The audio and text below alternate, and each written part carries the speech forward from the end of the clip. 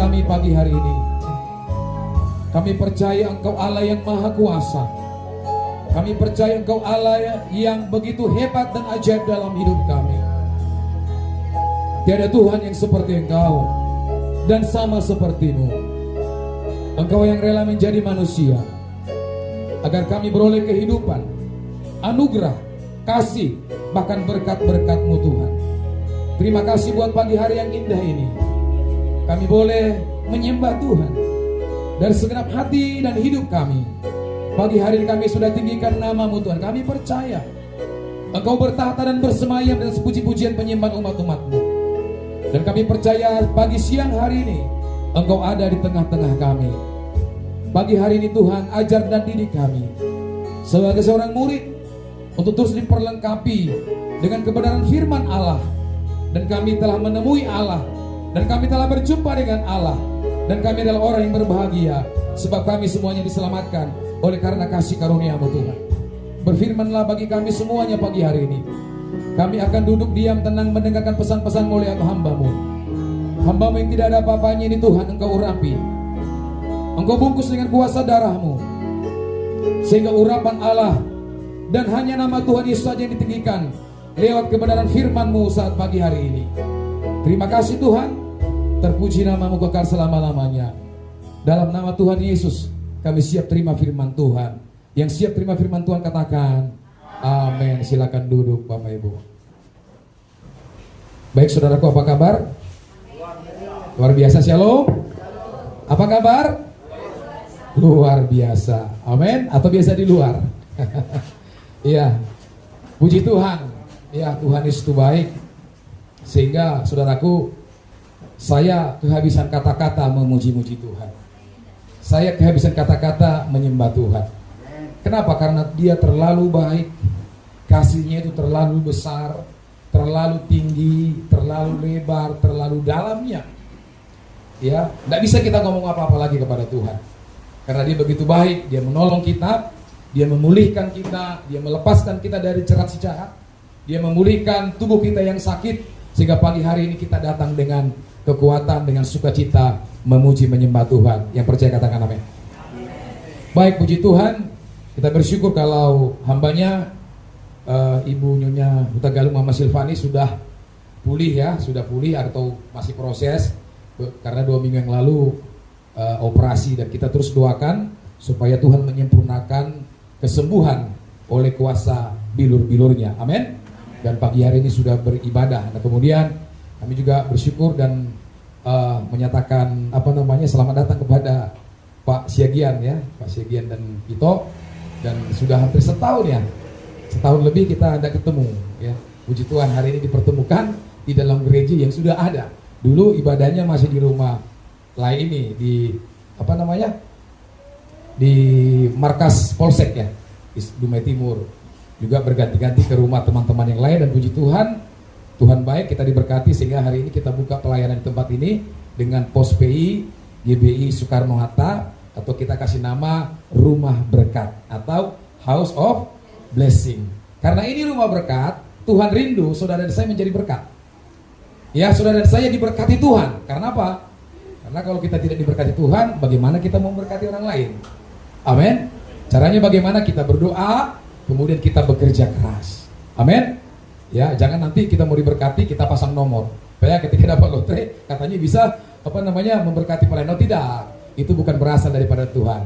Tapi kita berdoa sungguh-sungguh, kita bekerja, kemudian kita melayani sesama. Saya yakin gereja kita ini, saya dan saudara pasti diberkati untuk menjadi berkat bagi kota Dumai, bahkan dimanapun kita berada.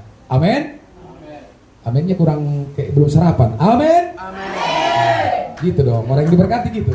Tapi orang yang bersemangat, dia akan bisa menanggung kekuatannya, bahkan dia lebih daripada seorang pahlawan. Amin. Nah, sudah dikasih Tuhan, di bulan ini saudaraku, kita berbicara tentang iman Kristen dan Roh Kudus. Kita mengenal Allah Tritunggal yang Esa, yang Ehad, ya, yang berbicara tentang kemahakuasaan Allah, dan jadi bukan berbicara tentang angka, walaupun ada Trinitas tadi. Amin. Kita menganut saudaraku ya pemahaman teologis, yaitu juga monoteisme lewat dogma Trinitas. Amin. Nah, Roh Kudus adalah pribadi ketiga dari ketritunggalan Allah. Makanya saya katakan, tanpa kita percaya kepada Roh Kudus, maka iman seorang Kristen tidaklah lengkap. Amin. Nah, saudaraku, tema khotbah kita pagi hari ini adalah tentang berbicara tentang Roh Kudus dengan judul erat dengan Roh Kudus. Katakan erat. Erat itu berarti melekat. Erat itu tidak terlepas. Erat itu kuat. Erat itu sukar untuk dilepaskan. Ya, itu definisi daripada erat. Jadi kita sebagai orang Kristen harus erat sekali hubungannya, ya, dengan Roh Kudus. Ya, pribadi ketiga dari ketritunggalan Allah itulah nanti yang akan dicurahkan, yang dikirim oleh Tuhan Yesus ketika dia naik ke sorga. Kamis besok kita akan merayakan kenaikan Tuhan Yesus ke sorga. Dan dia berjanji, ya 10 hari lagi setelah hari ke-40 dia di bumi setelah disalibkan, maka dia berjanji akan mengirimkan Roh Kudus kepada saudara dan saya, dan Roh itulah yang menjadi penolong bagi dirimu, bagi diriku, bagi gereja kita, bahkan bagi semua orang yang percaya kepada dia. Karena Yesus secara fisik tidak lagi tinggal bersama dengan kita, tapi tubuh kebangkitan Yesus itu sudah ada di surga. Amin. Ya, jadi kalau ditanya apakah ketika Yesus naik ke surga juga tubuh manusia? Ya. Tetapi tubuh manusia dalam tubuh kebangkitan. Ya. Jadi bukan hanya di dunia ini Yesus itu 100% Allah, 100% manusia, tetapi di surga dia juga 100% Allah dan 100% manusia Allah dengan tubuh manusia, tubuh kebangkitan. Amin. Nah, kita baca saudaraku dalam firman Tuhan, ya, Kisah Para Rasul pasal yang ke-16 ayat 4 sampai 12. Bisa ditampilin? Ya, kita sama-sama baca di sini supaya sepakat bacanya dan sama-sama. Dalam perjalanan keliling dari kota ke kota, Paulus dan Silas menyampaikan keputusan-keputusan yang diambil para rasul dan para penatua di Yerusalem dengan pesan supaya jemaat-jemaat menurutinya. Demikianlah jemaat-jemaat diteguhkan dalam iman, dan makin lama makin bertambah besar jumlahnya. Mereka melintasi tanah Frigia dan tanah Galatia karena Roh Kudus mencegah mereka untuk memberitakan Injil di Asia. Dan setibanya di Misia, mereka mencoba masuk ke daerah Bitinia, tetapi Roh Yesus tidak mengizinkan mereka. Setelah melintasi Misia, mereka sampai di Troas. Pada malam harinya, tampaklah oleh Paulus suatu penglihatan. Ada seorang Makedonia berdiri di situ dan berseru kepadanya, katanya, menyeberanglah kemari dan tolonglah kami. Setelah Paulus melihat penglihatan itu, segeralah kami mencari kesempatan untuk berangkat ke Makedonia, karena dari penglihatan itu kami menarik kesimpulan bahwa Allah telah mengambil kami untuk memberitakan Injil kepada orang-orang di sana. Lalu kami bertolak dari Troas dan langsung berlayar ke Samotrake, dan keesokan harinya tibalah kami di Neapolis. Dari situ kami ke Filipi, kota pertama di bagian Makedonia ini, suatu kota perantauan orang Roma. Di kota itu kami tinggal beberapa hari. Amin. Ya, orang yang diberkati adalah orang yang membaca, mendengarkan, dan melakukan firman Tuhan. Sebab iman tumbuh dari pendengaran akan firman Tuhan. Iman kita tumbuh dari pembacaan firman Tuhan. Nah, ini firman Tuhan, walaupun disebut kota-kota, ya, karena ini pengilhaman dan penulisan sejarah yang dialami oleh Paulus. Karena kurang lebih 87% saudaraku, perjanjian baru semuanya adalah tulisan daripada Rasul Paulus. Rasul yang luar biasa, rasul yang Tuhan pakai untuk menyebarkan Injil. Jadi keselamatan itu bukan lagi untuk kepada orang Yahudi, tetapi juga kepada bangsa-bangsa di luar Yahudi, termasuk orang Batak, Nias, Manado, Ambon, dan Indonesia. Amin. Ya, jadi keselamatan itu juga ada pada kita. Nah, erat dengan Roh Kudus. Nah, saudaraku, kita sudah lihat bagaimana perjalanan Paulus dan Silas, ya, begitu luar biasa ketika mereka mulai dipakai Allah, mulai dipanggil dipakai Allah, kemudian mengalami pertobatan, kemudian mengalami proses pemurnian, dan mereka memiliki cinta kasih yang mula-mula dengan Kristus Yesus ketika mereka dipenuhi dengan Roh Kudus. Nah, Roh Kudus itu membuat mereka, saudaraku, tidak bisa terpisah dari Tuhan. Roh Kudus itu membuat mereka bergairah melayani Tuhan. Roh Kudus itu membuat mereka, saudaraku, bersukacita memuji menyembah Tuhan. Sehingga setiap hari tidak ada alpa dalam hidup mereka untuk menyembah Tuhan. Tidak ada kata izin di dalam hidup mereka untuk meninggikan Tuhan. Karena apa? Ada dorongan yang kuat dari pribadi Tuhan yang ketiga, yaitu pribadi Roh Kudus yang membuat mereka cinta mati-matian kepada Tuhan. Amin. Apakah saudara sudah cinta mati-matian dengan Tuhan? Apakah masih beralasan untuk menyembah Tuhan? Apakah masih beralasan untuk memuji menyembah Tuhan? Beribadah. Saudara yang tahu dan Tuhan yang tahu. Tetapi ketika orang dipenuhi dengan Roh Kudus, dia erat dengan Roh Kudus, maka apa? Hidupnya itu, saudaraku, berbeda. Hidupnya itu kan berbeda dari dunia ini. Berbeda dengan orang lain yang tidak mengenal firman. Berbeda dengan orang lain yang tidak hidup di dalam kekudusan. Sangat berbeda. Dan saya percaya wajah-wajah saudara dari depan ini wajah-wajah yang berbeda dari dunia ini. Hanya 2 orang yang amin. Amin. Wajah saudara adalah wajah yang membawa kemuliaan Tuhan. Ya, sinar kemuliaan Tuhan, karena kita telah ditebus dengan darah yang mahal. Tuhan bilang begini, utang dosa kita sudah dilunaskan di kayu salib. Amin. Jadi kita orang yang berbahagia karena ada seorang sosok yang luar biasa, yaitu Tuhan Yesus, menebus setiap dosa kita. Nah, Roh Kudus, saudaraku, rindu untuk memiliki relasi yang erat dengan orang yang percaya. Karena memang Yesus dengan misi memulihkan bangsa Israel.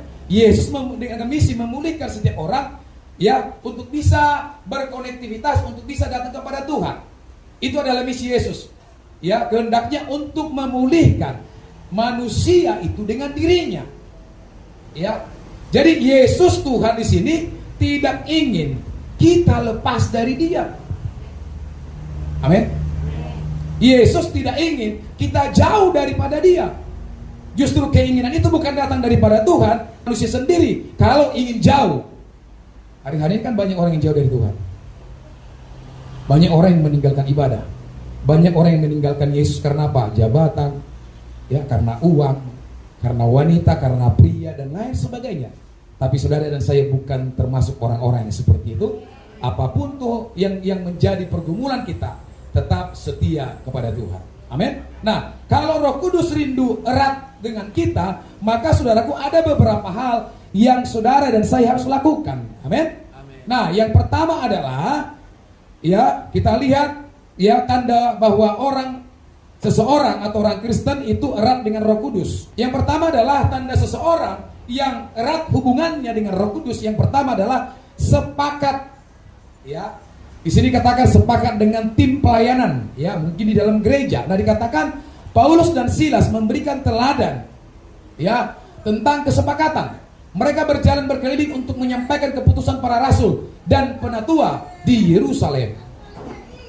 Mereka sepakat, ya, karena ada mungkin katakanlah pertemuan. Kemudian diambil keputusan dan diutuslah Paulus dan Silas untuk menyampaikan keputusan itu kepada murid-murid, kepada jemaat, ya, dari penatua-penatua di Yerusalem. Nah, 2 orang ini menjadi orang kepercayaan, ya. Tetapi dalam hal ini, saudaraku, mereka sepakat untuk mengabarkan apa yang mereka dengar, apa yang mereka lihat dari para penatua di Yerusalem, ya. Tidak menambah-nambahkan kata-kata dan kalimat. Tidak menambah-nambahkan apa yang didengar, tetapi apa yang mereka dengar itu disampaikan kepada jemaat. Yang terkadang di dalam hidup ini, dalam pelayanan juga terjadi. Apa yang didengar dari pemimpin terkadang bisa berbeda.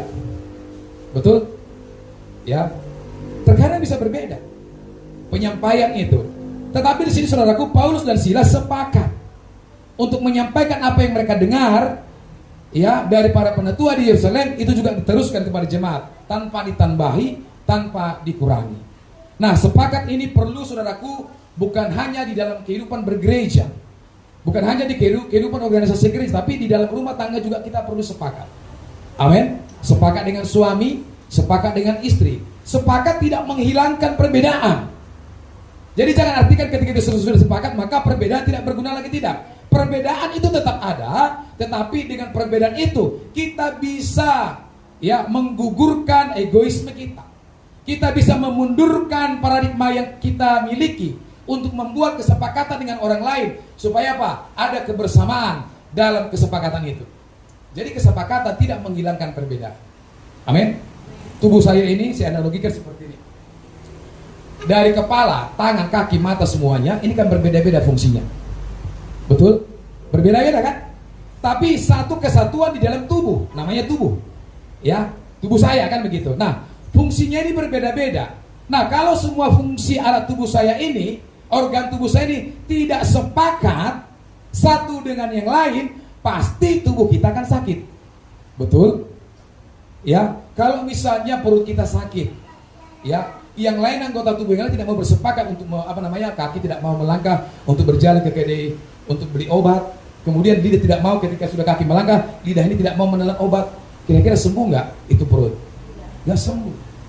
Memang ada perbedaan, tetapi ketika mereka sepakat, maka anggota tubuh kita itu menjadi satu bagian yang tidak dipisahkan, walaupun banyak perbedaan, tapi mereka sepakat satu dengan yang lain sehingga kita bisa sehat, bisa kuat, bisa berdiri, bisa tegak, bisa bekerja.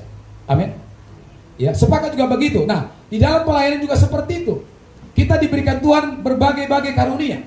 Ada karunia memberi. Amin. Ada karunia yang suka menolong orang. Ada karunia yang suka berdoa. Ada karunia yang suka membaca firman Tuhan. Ada karunia yang suka menasihati. Ada karunia yang suka memuji menyembah Tuhan. Berbagai-bagai karunia. Itu semuanya bersumber dari siapa? Daripada Bapa. Amin. Nah, tapi dengan berbagai-bagai karunia, latar belakang di dalam pelayanan, pendidikan dalam pelayanan, pemahaman di dalam pelayanan kita saudaraku berbeda-beda. Tetapi kita harus sepakat. Seperti Silas dan Paulus, mereka sepakat. Saudaraku, dalam Alkitab Perjanjian Baru ini, kalau saudara baca, mana lebih terkenal? Silas dibanding Paulus? Paulus. Silas sakit hati. Adakah ayatnya yang berkata Silas sakit hati ketika Paulus menjadi penulis terbesar sepanjang sejarah Perjanjian Baru? Tidak ada ayatnya. Dia tahu bahwa Paulus adalah rekan kerja di dalam Tuhan. Makanya ada yang menabur, ada yang menanam, ada yang menuai. Ya, tujuannya satu, untuk kemuliaan bagi nama Yesus. Jadi harus ada kata sepakat. Di dalam gereja kita ini tentunya kita harus sepakat dalam segala hal. Amin. Sepakat dalam waktu yang sudah kita tentukan. Sepakat dalam jadwal ibadah yang sudah kita tentukan. Kalau ada mungkin di karunia Tuhan lebih daripada yang lain, saudaraku tidak boleh menonjolkan diri. Ya, saudaraku, kita harus bisa bersepakat dan bersinergi dengan hamba-hamba Tuhan, dengan jemaat yang Tuhan percayakan kepada kita. Amin.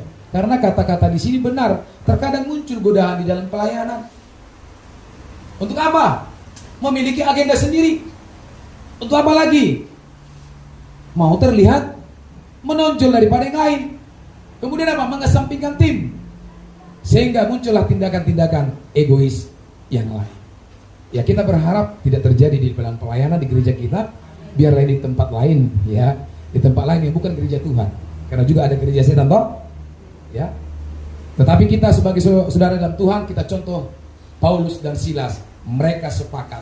Nah, firman Tuhan berkata di dalam kitab Injil Matius, saudaraku, katakan bahwa di mana 2-3 orang berkumpul dalam namaku sepakat yang meminta kepada Tuhan, maka katanya Tuhan akan mengabulkan. Kalau suami istri bersepakat dalam rumah tangga, Tuhan hadir.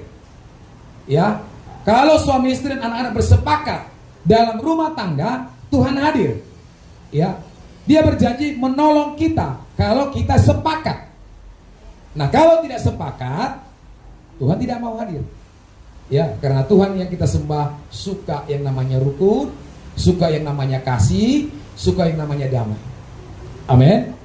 Nah, kita saudaraku harus bersepakat dengan yang lain. Mereka yang erat dengan Roh Kudus akan membangun kesepakatan dengan rekan sekerja. Itu salah satu bukti bahwa kita dipenuhi oleh Roh Kudus, bahwa kita hubungan kita erat dengan Roh Kudus. Amin. Di dalam kesepakatan Tuhan bekerja dan mengabulkan permintaan. Ini ayat tadi Matius pasal 18, 19, 20. Di mana 2-3 orang bersepakat, Tuhan akan hadir. Amin. Nah, yang kedua, saudaraku, bagaimana tanda orang yang erat hubungannya dengan Roh Kudus? Yang kedua dikatakan di sini, peka dengan tuntunan Tuhan. Bukan peka ya. Kalau peka itu nengel.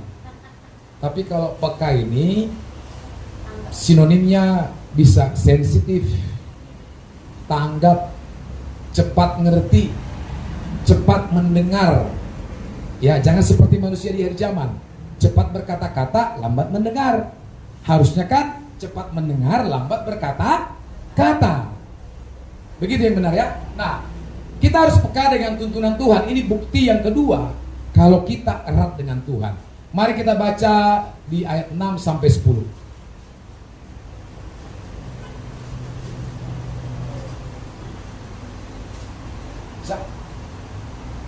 6 sampai 10. Ya, mereka melintasi tanah Frigia dan tanah Galatia karena Roh Kudus mencegah mereka untuk memberitakan Injil di Asia. Ayat 7. Dan setibanya di Misia, mereka mencoba masuk ke daerah Bitinia, tetapi Roh Yesus tidak mengizinkan mereka. 8. Setelah melintasi Misia, mereka sampai di Troas. Pada malam harinya tampaklah oleh Paulus suatu penglihatan. Ada seorang Makedonia berdiri di situ dan berseru kepadanya, katanya, menyeberanglah kemari dan tolonglah kami. Setelah Paulus melihat penglihatan itu, segeralah kami mencari kesempatan untuk berangkat ke Makedonia, karena dari penglihatan itu kami menarik kesimpulan bahwa Allah telah memanggil kami untuk memberitakan Injil kepada orang-orang di sana. Jadi kedua adalah peka terhadap tuntunan Tuhan. Nah, di sini dikatakan ada frasa penting, Roh Kudus mencegah kami. Ya, Roh Kudus mencegah mereka, Silas dan Paulus. Kemudian ayat 7, Roh Yesus tidak mengizinkan mereka. Pertanyaan, bagaimana kita bisa mendengar dan peka kepada suara Tuhan? Karena ini berbeda dengan suara hati. Ini berbeda dengan suara iblis. Ya kan? Nah, bagaimana caranya Silas dan Paulus bisa membedakan apakah itu bahasanya Tuhan, apakah itu Roh Kudus atau tidak? Bahkan Paulus mencatat, Roh Kudus mencegah kami, Roh Yesus tidak mengizinkan kami masuk ke situ, yaitu ke Asia.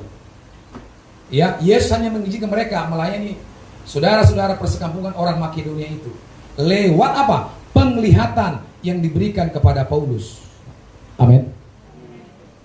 Saya percaya orang yang hubungannya erat dengan Roh Kudus pasti bisa mengenal Roh Kudus. Amin. Terkadang saudaraku kita tidak ngerti jalan Tuhan, dan memang gak ngerti. Makanya banyak orang berusaha di akhir zaman ini mengerti Tuhan, gak bisa.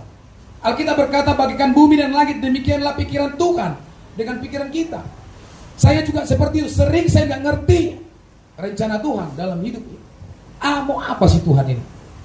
Tetapi aku memilih untuk tetap percaya kepada Tuhan. Diberkati atau tidak diberkati, tetaplah percaya kepada Tuhan. Miskin atau kaya, tetaplah percaya kepada Tuhan. Sakit atau sembuh atau mati, tetaplah percaya kepada Tuhan. Amin. Kita nggak ngerti pikiran Tuhan. Yang penting maunya Dia. Yang penting Tuhan dan seluruh kehendak. Amin. Kalau Bapak ini tidak peka dengan Roh Kudus, kalau tidak ada hubungan yang intim dengan Roh Kudus, maka dia akan mengerti pikiran Tuhan. Apa yang terjadi? Bukan di awal dia ngerti, tapi ketika istrinya sembuh, ketika istrinya dipulihkan kembali, malah yang tidak meninggal, dia ngerti. Oh, ini loh maksud Tuhan. Supaya aku bercerita kepada banyak orang bahwa manusia itu, seorang pendeta bukanlah superpower. Pendeta juga manusia yang bisa kecewa, yang bisa lemah, yang bisa menangis. Pendeta bukanlah Superman. Itu dia yang bisa dia tangkap. Ya. Dan yang kedua, dia bisa saksikan bahwa Tuhan itu Tuhan yang besar, Tuhan yang maha kuasa. Gereja kita di tempat ini, biarlah kita terus mengeluk-elukkan Tuhan. Hanya Tuhan saja, hanya Tuhan saja. Jangan protes kepada Tuhan. Amin. Jangan protes apapun keadaan kita, apapun masalah kita, jangan tuntut Tuhan. Ya. Gak ngerti berdiam diri di kaki Tuhan, gak ngerti kita berdoa, Tuhan apa maksudmu dengan sakit penyakit ini? Apa maksudmu dengan keadaan ini? Apa maksudmu dengan kejadian ini? Ya, kita berdiam diri di hadapan Tuhan.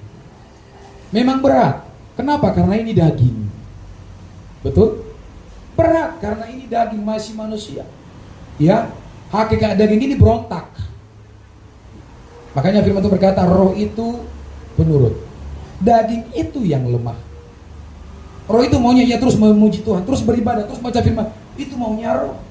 Tapi terkadang daging kita ini lemah, capek pulang kerja, harus istirahat, harus dikasih makan, harus dikasih ini. Itu namanya tubuh roh jiwa itu. Ya. Nah, saudaraku, yang kedua, orang yang erat hubungannya dengan Roh Kudus harus peka terhadap tuntunan. Nah, kalau Paulus dan Silas berontak kepada Tuhan, nggak peka, mungkin mereka bisa mati di Asia.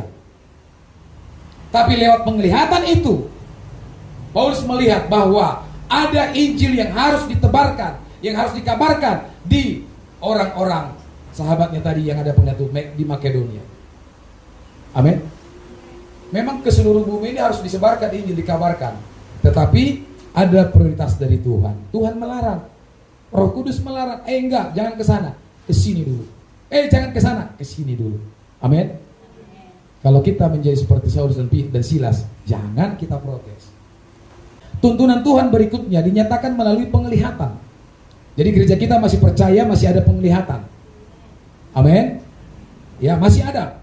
Tentang orang Makedonia yang meminta pertolongan. Nah, dari mana Paulus tahu? Tentu dari penglihatan. Ya, dari penglihatan, karena Paulus itu sebelumnya belum pergi ke Makedonia. Tapi lewat penglihatan daripada Paulus yang diberikan oleh Roh Kudus, maka mereka tinggal bersama orang-orang Makedonia itu karena mereka butuh pertolongan. Amin. Ada kata pertolongan tadi. Ya, dalam ayat yang kita baca tadi. Nah, mereka menarik kesimpulan bahwa Allah memanggil mereka untuk memberitakan Injil di tanah itu. Ini hanya bisa terjadi karena ada kepekaan dan hubungan dekat dengan rohnya. Amin. Jadi peka kepada Tuhan. Ya, apapun yang mau kita lakukan, peka, dengarkan Tuhan, baca firman Tuhan. Kemarin saya sampaikan, gak usah satu pasal satu hari, gak usah 4 pasal satu hari. Baca aja Bapak Ibu, 1 ayat 1 hari bisa? Bisa? Bisa ya 1 ayat 1 hari? Ini gampang. Pada mulanya alam ciptakan lagi 1 ayat. Ya kan? Nanti ayat kedua kan begitu ya. Ya, sampai nanti selesai di Wahyu. Ya, pelan-pelan saja. Yang penting adalah pengertiannya. Karena dia membaca Alkitab hanya mencari kesalahan. Kalau kita baca Alkitab cari kesalahan, yang kita temui ya kesalahan. Tapi kalau kita baca Alkitab firman Allah, kita mencari kebenaran, maka saudara dan saya akan menerima dan mendapatkan yang disebut dengan kebenaran Tuhan. Amin. Ya, jangan cari salah Alkitab. Karena Alkitab nggak pernah salah. Ya, tapi kalau kita membaca Alkitab, kita mencari kebenaran, maka kita akan menemui kebenaran. Amin, saudara. Nah, yang ketiga, ya, ciri-ciri orang yang erat hubungannya dengan Roh Kudus. Yang ketiga adalah taat kepada kehendak Tuhan. Katakan taat. Kita sudah sering dengar ini. Ya, kalau Pak Siagian juga di institusi, ya harus taat kepada komandan. Kalau enggak bisa apa namanya itu? Disersi uangnya. Bisa dikeluarkan, bisa dipecat. Kita pun sebagai seorang karyawan atau bagaimanapun, kalau kita tidak taat kepada pimpinan kita, ya bisa diberhentikan. Nah, kepada Tuhan juga seperti itu. Jangan kita sampai tidak taat, Bapak Ibu. Ya, kekristenan itu enak. Katakan enak. Kenapa aku bilang enak, saudaraku? Saudara hanya bisa sekali seminggu ke gereja saja. Doa bukan suka-suka. Mau nggak ada doa, mau suatu hari, mau sekali sedua, ya terserah, ya kan? Enak kan? Tuhan Maha Pengasih kan? Bukan mengatakan itu benar. Ya. Kemudian apa? Persembahanmu tidak ditentukan berapa jumlahnya. Engkau berdoa tidak ditentukan. Apakah kau 10 kali dalam sehari? Gak ditentukan doanya. Apakah jam 5 pagi? Gak ditentukan. Enak. Tetapi jangan terlena dalam keenakan itu. Amin. Ya. Kalau kita sudah menjadi orang Kristen yang diberikan kasih karunia kepada Tuhan, sebenarnya justru kita yang lebih daripada mereka. Ya, daripada orang-orang yang tidak mengenal Yesus. Harusnya kita harus lebih, karena apa? Kita telah menerima kasih karunia. Ya. Jangan ada lagi dalam satu hari tidak ada berdoa. Jangan ada lagi setiap hari Rabu nggak datang family altar. Ya, gereja kita hanya 3 kali dipanggil datang ke tempat ini. FA, Sabtu dan Minggu. Dalam satu hari nggak perlu 10 kali. Ya, Karena kita punya keimanan setiap saat kita bisa koneksi dengan Tuhan. Tapi jangan tinggalkan jam-jam doamu. Terutama pada pagi hari. Jangan tinggalkan. Mau 5 menit, mau 2 menit, mau 10 menit, tetap kau ambil keputusan, ingat Tuhan. Serahkan diri kepada Tuhan. Supaya langkah-langkah hidup kita ditolong oleh Tuhan. Nah, jadi kita harus taat kepada kehendak Tuhan. Ya. Dikatakan ayat-ayat ini menunjukkan bahwa mereka yang semula memiliki rencana memberitakan Injil di Asia, ayat 6, rela berubah karena petunjuk Tuhan. Ya, harusnya kan mereka ke Asia menginjili. Semangat kan? Tapi berubah tujuan itu harus ke melayani orang-orang Makedonia tadi. Mereka marah kepada Tuhan? Mereka marah kepada Roh Kudus? Tidak. Saulus dan Silas taat kepada Tuhan, maka mereka melayani orang-orang Makedonia tersebut. Dalam hal ini, kalau kita, saudaraku, dari awal mungkin ada tujuan, ada kesepakatan. Kalau memang Allah berbicara lain, mari kita taat. Ya, karena terkadang kehendak kita bukanlah kehendak Tuhan. Tapi kehendak Tuhan itu sudah menjadi bagian kita. Benar ya? Ya, terkadang pikiran kita itu bukan pikiran Tuhan. Ya, pikiran kita ini hanya dosa, kebutuhannya itu. Tuhan gak pernah pikirkan itu. Tuhan selalu memikirkan karya keselamatan terjadi kepada setiap orang yang percaya. Nah, meskipun rencana kita baik seperti mereka yang berencana memberitakan Injil, tetapi kehendak dan rencana Tuhan pasti itu lebih baik. Amin. Ya, pasti. Rencana Tuhan itu lebih baik. Bukan mengatakan rencana mereka salah atau tidak benar. Tapi di atas rencana kita, di atas kepentingan kita, di atas misi kita, di atas visi kita, masih ada visi misi Tuhan, kehendak Tuhan jauh lebih tinggi yang harus kita taati.